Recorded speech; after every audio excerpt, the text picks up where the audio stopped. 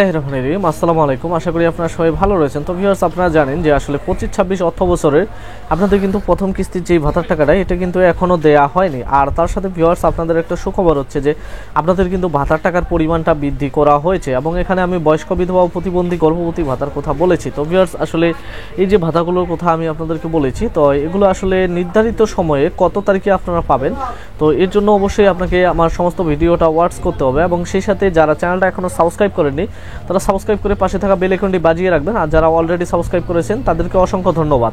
তো ভিউয়ার্স, আমি আপনাদেরকে সর্বপ্রথম একটা বিষয় বলতে চাই যে আসলে ভাতার টাকা পেতে মোবাইল নাম্বার পরিবর্তন করতে হবে কি।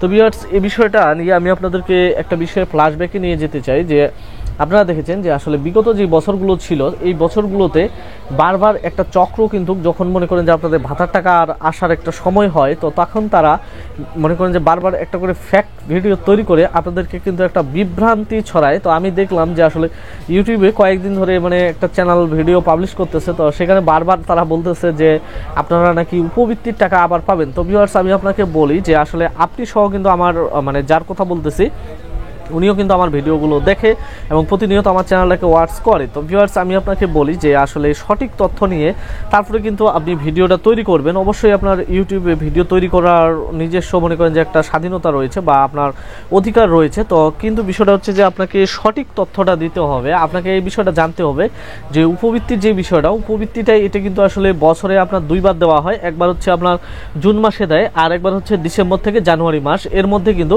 আপনাদের উপবৃত্তির টাকাটা দেওয়া হয়। অর্থাৎ উপবৃত্তি কিন্তু আসলে 4টি কিস্তিতে দেওয়া হয় না, উপবৃত্তি দেওয়া হয় হচ্ছে আপনাদের 2টি কিস্তিতে। এবং উপবৃত্তির টাকাটাই এটা কিন্তু আসলে আপনাদের সমাজসেবা কার্যালয় থেকে বা সমাজসেবা অধিদপ্তর থেকে দেওয়া হয়। উপবৃত্তির টাকাটা আপনাদের দেওয়া হয় এটা প্রধানমন্ত্রী শিক্ষা সহায়তা ট্রাস্ট থেকে দেয় এবং হচ্ছে আপনাদের যেই মাধ্যমিক ও উচ্চশিক্ষা অধিদপ্তর রয়েছে আর একটা রয়েছে সেটা হচ্ছে আপনাদের ইবতেদায়ী এবং হচ্ছে প্রাইমারি লেভেলে যেটা এটা হচ্ছে ডিপিই থেকে দেয়, অর্থাৎ ডিরেক্টর অফ প্রাইমারি এডুকেশন থেকে।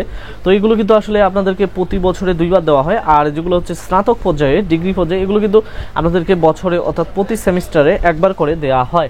তো ভিউয়ার্স, এগুলো নিয়ে আর কথা বাড়াবো না, আমি শুধু তাকে এই বিষয়টা বললাম যে আসলে সে যেন বারবার সঠিক তথ্যের ভিত্তিতে ভিডিও তৈরি করে, না হলে আপনারা বিভ্রান্তিতে পড়ে যাবেন। আর ভাতার টাকার মোবাইল নাম্বার পরিবর্তন হবে কি, এটা আসলে সরকার এর আগে বলেছিল।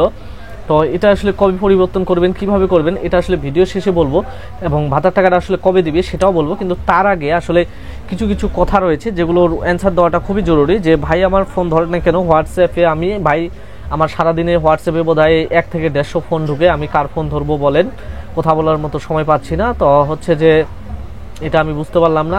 আমি আগস্ট মাসের 2025, এখানে যদিও 20,025 লেখছে, 2025-এ আবেদন করেছি, আমি কবে ভাতার টাকা পাবো। আপনি যেহেতু আগস্ট মাসে আবেদন করেছেন আর এটা যেহেতু হচ্ছে সেপ্টেম্বর মাস, আশা করি যে আপনি অক্টোবর মাস থেকে বা নভেম্বর মাস থেকে আপনার ভাতাটা নিয়মিত প্রতি মাসে আপনি মনে করেন যে ভাতার টাকা পেয়ে যাবেন। এবং হচ্ছে ভাই আমি মাতৃকালীন ভাতা এখনও আসছে না, অ্যাকাউন্টে পাইতেছি না, আমরা কেন পাচ্ছি না। আচ্ছা, আমি কিন্তু আমার কয়েকদিন আগে একটা ভিডিও তৈরি করেছিলাম, সেই ভিডিওতে বলে দিয়েছিলাম যে আসলে যারা 2022 সালের জুলাই থেকে যাদের অ্যাকাউন্টটা অ্যাক্টিভ দেখানো হয়েছে বা গর্ভবতী ভাতাটা আবেদন দেখানো হয়েছে তাদের ভাতা কিন্তু অলরেডি বন্ধ হয়ে গেছে। তো অনেকগুলো ভাতাই কিন্তু সেই টাইমে কিন্তু আসলে হিস পরিমাণে একটা মনে করেন যে গর্ভবতী ভাতা নেওয়া হয়েছিল, প্রায় একসাথে 7 থেকে 8 লক্ষ গর্ভবতী মাকে অ্যাড করা হয়। তো এই 7 থেকে 8 লক্ষ ভাতা অলরেডি কিন্তু বন্ধ হয়ে গেছে। এটা 2025 সালের হচ্ছে আপনাদের জুন মাসের 30 তারিখ থেকে চিরতরে এটা বন্ধ হয়ে গেছে। এখন আপনি যদি নতুন করে ভাতা নিতে যান তাহলে অবশ্যই আপনার যদি প্রথম সন্তানের ক্ষেত্রে আপনি আবেদন করেন তাহলে কিন্তু আপনাকে এবার দ্বিতীয় সন্তানের ক্ষেত্রে আপনি আবেদন করে এখন থেকে প্রতি মাসে 850 টাকা করে নিতে পারবেন। তো আরেকজন বলছে যে হ্যাঁ, ইনার প্রশ্নটা খুবই গুরুত্বপূর্ণ। আমি আপনাদেরকে বিশেষ করে একটা অনুরোধ করব, আমাকে আপনারা কখনোই স্যার বলবেন না, ভাই বলতে পারেন বা সরাসরি আমার নাম সুমন, আপনি সুমনও বলতে পারেন, কোনো সমস্যা নাই। তো এখানে বলছি যে আমি 29 মে 2025 উনি কিন্তু প্রতিবন্ধী ভাতার টাকা পাইছে। তো ভিউয়ার্স, আমি আপনাকে বলি যে আসলে 29 মে বা হচ্ছে আপনার জুন মাসের 2, 3, 4, 5 তারিখ পর্যন্ত কিন্তু আসলে সবাই ভাতার টাকা পেয়েছে, এখন পর্যন্ত কেউ ভাতার টাকা পায়নি। তো আমার ভিডিওর যেই মূল বিষয়টা তা হচ্ছে যে আসলে ভাতার টাকাটা কবে দিবে। তো ভিউয়ার্স, আপনারা জানেন যে আসলে আপনাদের প্যারোলের জন্য একটি নোটিশ জারি করা হয়েছে। তো যেহেতু নোটিশটা জারি করা হয়েছে এবং লাইভ ভেরিফিকেশন চলতেছে, তো এই লাইভ ভেরিফিকেশনটা আশা করি হয়তো বা 7 তারিখ পর্যন্ত চলবে। 7 তারিখের পরে আর তারা লাইভ ভেরিফিকেশন করবে না। 7 তারিখের পরে তারা সরাসরি যে কাজটা করবে যে তারা আসলে মানে বাংলাদেশের যতগুলো সমাজসেবা কার্যালয় রয়েছে বা সমাজসেবা অধিদপ্তর আর কি, এগুলো কী কাজ করবে যে মানে কার্যালয়গুলো অধিদপ্তরের কাছে কী কাজ করবে যে তারা একটা প্যারোল তৈরি করে প্রেরণ করবে, অর্থাৎ যেগুলো উপজেলা পর্যায়ে রয়েছে এগুলো হচ্ছে কার্যালয়। তো এই কার্যালয়গুলো সর্বপ্রথম প্যারোল তৈরি করে সমাজসেবা অধিদপ্তরের কাছে দেয় এবং অধিদপ্তর সেগুলোকে যাচাই বাছাই করে হচ্ছে আপনার সমাজ কল্যাণ মন্ত্রণালয়ের কাছে দেয়। সমাজ কল্যাণ মন্ত্রণালয় এগুলো পরবর্তীতে অর্থ মন্ত্রণালয়ের কাছে পাঠায়। তো সেখান থেকে কিন্তু আপনাদের টাকাটা দেওয়া হয়। তো তারপরে এই কাজগুলো কিন্তু আসলে খুব দ্রুত করা হয়। এগুলো কিন্তু চিঠি আকারে বা আকারে প্রেরণ করা হয় না, এগুলো আসলে মেইলের মধ্যে একটা এক্সেল ফাইলের মধ্যে মনে করেন যে এই ডাটাগুলো মনে করেন যে ট্রান্সফার করা হয় মেল, ইলেকট্রনিক মেইলের মাধ্যমে।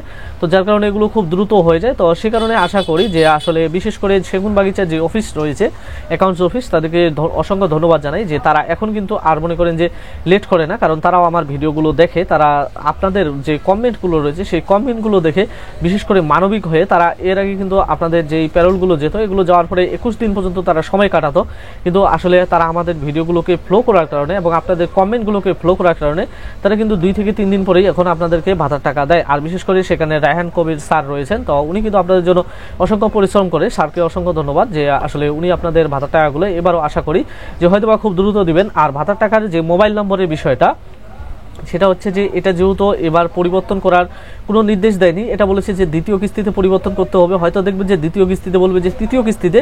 তো এগুলো নিয়ে টেনশন করার কিছু নেই। যেরকম লাইভ ভেরিফিকেশন সময় আপনাদেরকে মাইকিং করে বা ফোন করে বা মনে করেন আপনাদের এলাকার মেম্বার, চেয়ারম্যান অথবা মনে করেন যে গ্রাম পুলিশ যারা রয়েছে তারা আপনাদেরকে বলে দেয়। তো সেরকমভাবে যখন এটা চেঞ্জ করার সময় আসবে তারাই বলে দিবে কীভাবে চেঞ্জ করবেন বা মালিকানা পরিবর্তন করবেন।